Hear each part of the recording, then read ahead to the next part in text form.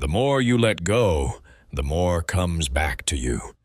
It sounds absurd, almost like a trick of words, a paradox that feels upside down to the way we've been taught to live. We grow up believing that the tighter we hold, the safer we are. Hold on to your possessions, your relationships, your beliefs, your status, and they will protect you. But what if the opposite is true? What if clinging is the very thing that makes them slip away? Look at nature. The river doesn't hoard its water. It releases it freely, and because of that, it is never dry. The autumn tree doesn't cling to its leaves in fear of winter. It lets them fall. And in spring, new life returns. The ocean doesn't try to trap the waves at its shore. It allows each wave to crash and recede, trusting the rhythm will bring the next. Nature shows us, again and again, that holding too tightly is the quickest path to emptiness. But we humans, with our anxious grip, build prisons out of our own attachments. Imagine standing on the bank of a river, clutching a handful of water.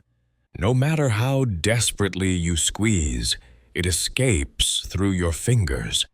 Yet if you open your hand, the river flows through it endlessly. That's the paradox.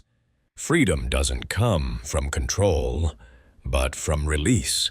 Ask yourself, how many things in your life are you holding so tightly that they've begun to strangle you? The relationship you're afraid to lose, the identity you're afraid to question, the possessions you fear living without.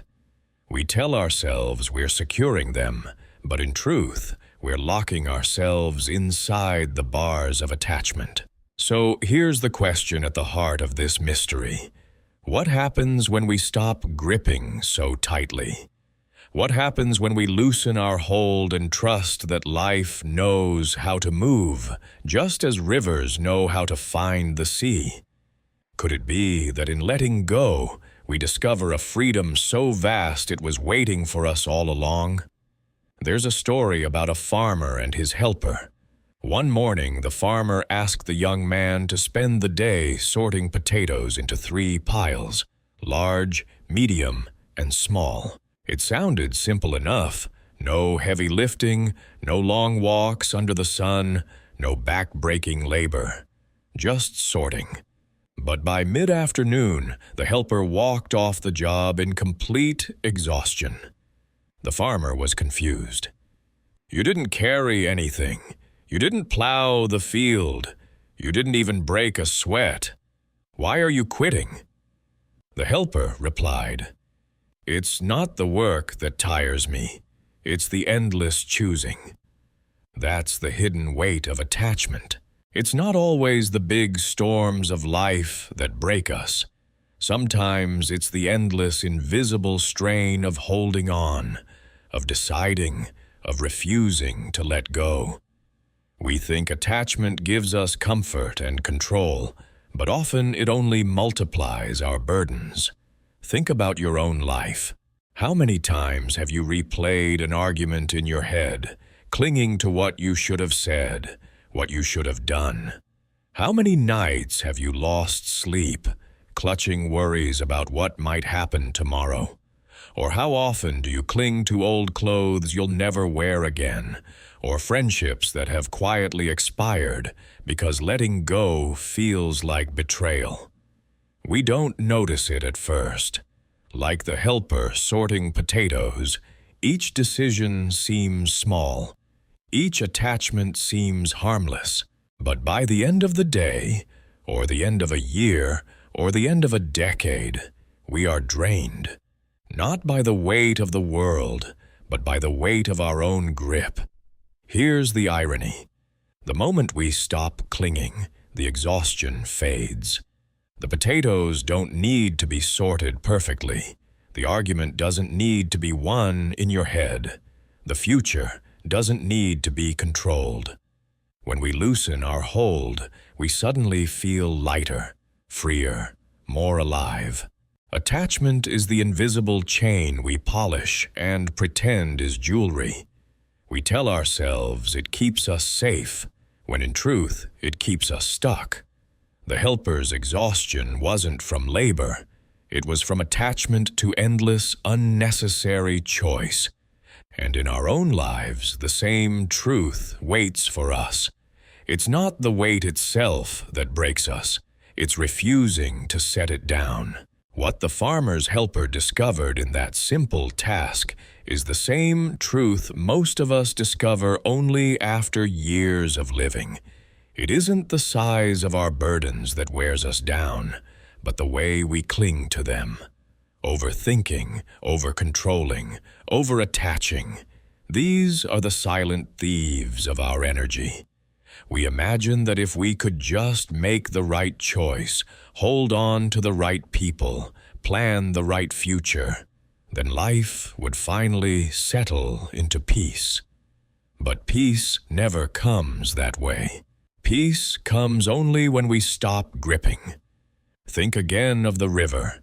It never forces itself forward, and yet it always arrives. It flows around the rocks, over the sand, across the land, bending, adapting, changing shape, but always finding its way to the sea.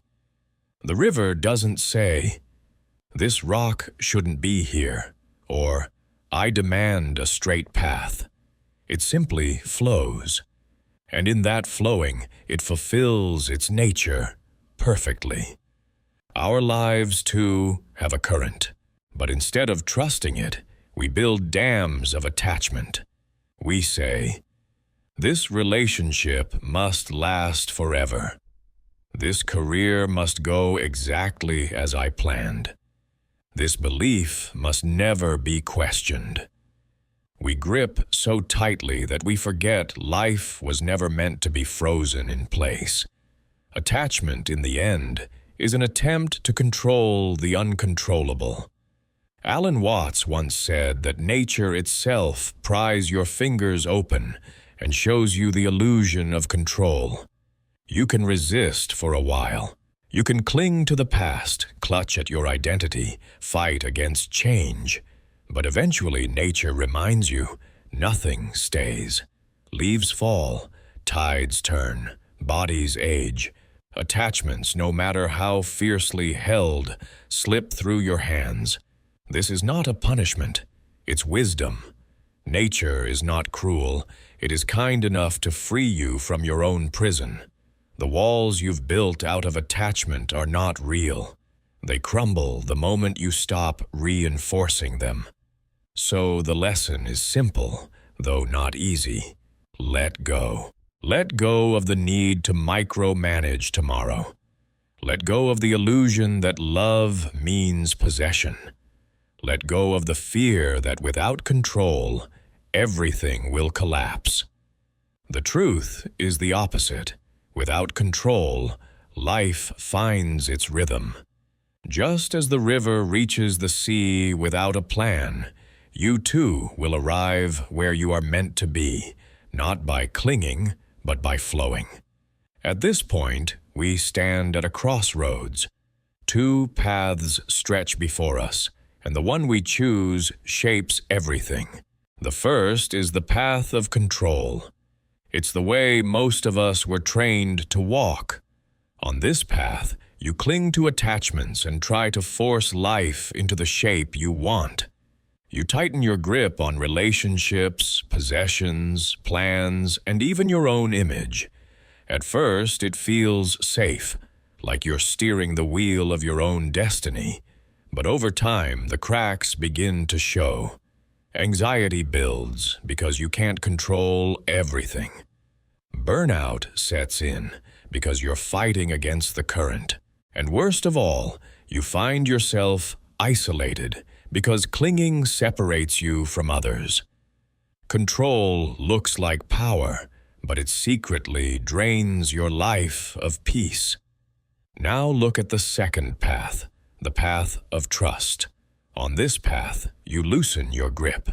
You begin to see that life is not an enemy to conquer, but a rhythm to your join.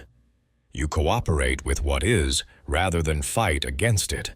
You discover unexpected allies, friends who step in at just the right moment, strangers who open doors you couldn't have forced open yourself. Things align, not because you engineered them, but because you stopped standing in the way. It's a little like comparing two systems of governance.